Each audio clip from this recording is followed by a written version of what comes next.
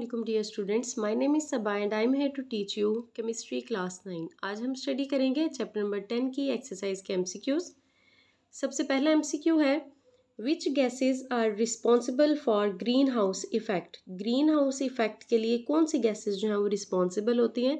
तो जैसा कि बेटा हम लोगों ने टॉपिक में पढ़ा था ग्रीन हाउस इफेक्ट के टॉपिक में, तो उसमें हमने ये पढ़ा था कि ग्रीन हाउस इफेक्ट के लिए जो गैसेस ज़्यादातर रिस्पॉन्सिबल होती हैं, जो ग्रीन हाउस इफेक्ट को कॉज करवाती हैं या इसकी वजह बनती हैं, वो हैं जी आपके पास option C carbon dioxide and methane CO2 and CH4। These gases are responsible for the green house effect. Second MCQ is indicate the source of sulphur. Sulphur का आपने सोर्स बताना है which is responsible for the presence of oxides of sulphur in the atmosphere. Atmosphere में जो oxides of sulphur बनते हैं उनकी presence यानी कि ऑक्साइड ऑफ सल्फर जो है उनके लिए कौन से जो है वो सल्फर यानी कि सल्फर कहाँ से आती है, जो कि एटमॉस्फेयर के अंदर सल्फर के ऑक्साइड्स बनाती है। तो वो सल्फर कहाँ से आती है जी, वो है डी ऑप्शन आपका ठीक है option, combustion of fossil fuels.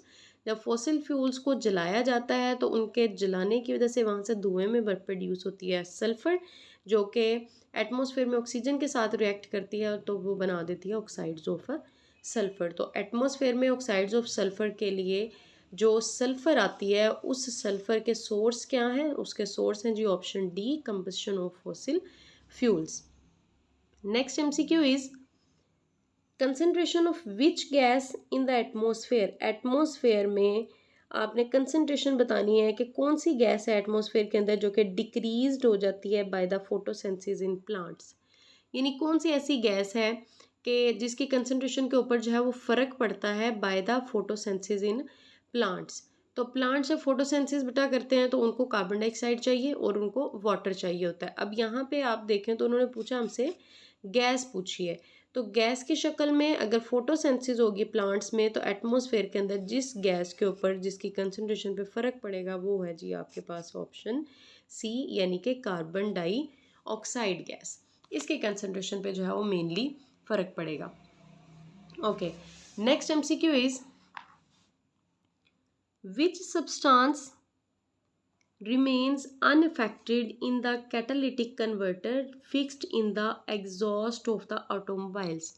Automobiles यानी गाड़ियों में जो है वो उसके एग्जॉस्ट के अंदर फिक्स किए हुए होते हैं कैटालिटिक कन्वर्टर्स। अब इन कैटालिटिक कन्वर्टर्स का काम ये होता है कि इन्होंने हार्मफुल गैसेस को जो है वो तकरीबन लेस जो है वो उनकी जो एक जहरीलापन है उसको कम करना होता है। तो जो ज़्यादा हार्मफुल गैसेस हैं उनकी जो है उनका हार्मफुल इफ़ेक्ट जो है उसको कम करना होता है। इन कैटालिटिक कन्वर्टर का काम ये होता है।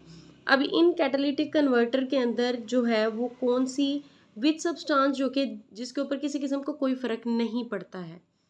तो कैटालिटिक कन्वर्टर जो है उनके अंदर विच सब्सटेंस कौन सा सब्सटेंस है जिसके ऊपर कोई फ़र्क नहीं पड़ता, तो कार्बन डाइऑक्साइड की कंसंट्रेशन पे किसी किस्म का कोई फ़र्क नहीं पड़ता है।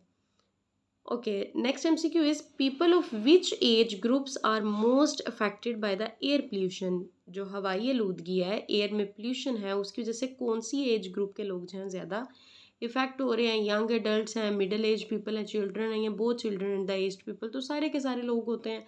D option is the right option, both children and the aged people. यानी सारे लोग हैं, इसमें एडल्ट भी आ जाते हैं, मिडिल एज के लोग भी आ जाते हैं, सारे आ जाते हैं। लेकिन यहाँ पे जो है इस टाइम करेक्ट ऑप्शन जो है वो मोस्ट प्रोबेबल यही लग रहा है कि both children and the aged people. Next MCQ is in which area there is a greater possibility of acid rain. कौन से ऐसे एरिया हैं जहाँ पे ज़्यादा पॉसिबिलिटी होती है कि वहाँ पे एसिड रेन होगी, यानी कि तेज़ाबी बारिश होने के चांसेस ज़्यादा होते हैं। तो इसका राइट ऑप्शन है जी option C around the industrial area. Industrial area के करीब जो है वो जितनी भी जो है वो हार्मफुल गैसेस होती हैं वो सारी की सारी चिमनी से जो है वो बाहर फेंक दी जाती हैं, यानी एटमॉस्फेयर में डायरेक्टली विदाउट एनी ट्रीटमेंट उनको फेंक दिया जाता है। अब अगर वो गैसेस जो है हमारे इन्वायरमेंट में शामिल होंगी तो ज़ाहिर सी बात है उन एरियाज़ में जो रेन आएगी वो नॉर्मल रेन नहीं होगी, वो एसिड रेन होगी। तो ज़्यादा पॉसिबिलिटी एसिड रेन की होती है जी around the industrial area. Next MCQ is why is smog not felt in summer. गर्मियों में जो है वो स्मोग हमें महसूस क्यों नहीं होती।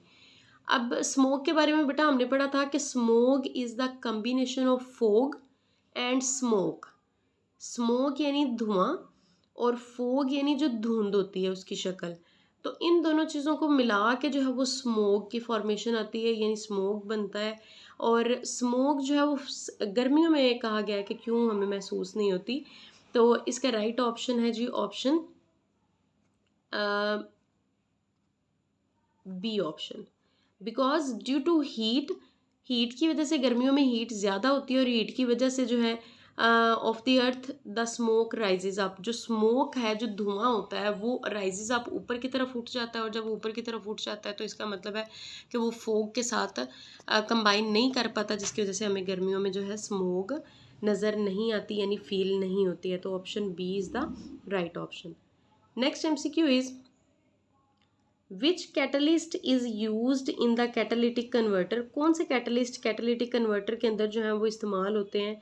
जो कैटालिटिक कन्वर्टर हमने फिक्स किए होते हैं in the exhaust systems of automobiles. Automobiles के एग्जॉस्ट सिस्टम में जो कैटालिटिक कन्वर्टर फिक्स हुए होते हैं उनके अंदर कौन से कैटलिस्ट जो हैं वो डाले जाते हैं। Option C is the right option. Next MCQ is which component are essential for the formation of photochemical smoke। photochemical smoke की formation में कौन से component सबसे ज़्यादा essential है। D option is the right option. volatile organic compounds, nitrogen oxide and carbon monoxide. volatile organic compounds जी वो होते हैं जो कि हवा में शामिल हो जाते हैं, यानी वेपोराइज हो जाते हैं। तो volatile organic compounds, nitrogen oxide and carbon monoxide, ये ऐसे कंपोनेंट्स हैं जो कि फोटोकेमिकल स्मोक की फॉर्मेशन में हेल्पफुल या एसेंशियल होते हैं। Next MCQ is which gases contribute towards the formation of acid rain. Acid rain को बनाने के लिए कौन सी गैसेज जो हैं वो सबसे ज़्यादा अहम किरदार अदा करती हैं, या उसके बनने के चांसेस जो हैं एसिड रेन के ज़्यादा होते हैं। जब हवा में क्या मौजूद होगा, कौन सी गैसेज होंगी। Option D is the right option, both the oxides of nitrogen and sulphur. जब हवा के अंदर बहुत ज़्यादा oxides of nitrogen, oxides of sulphur मौजूद होंगे तो इन दोनों ऑक्साइड्स ऑफ नाइट्रोजन और सल्फर की मौजूदगी में एसिड रेन की फॉर्मेशन के चांसेस ज़्यादा होते हैं। So the right option is D option.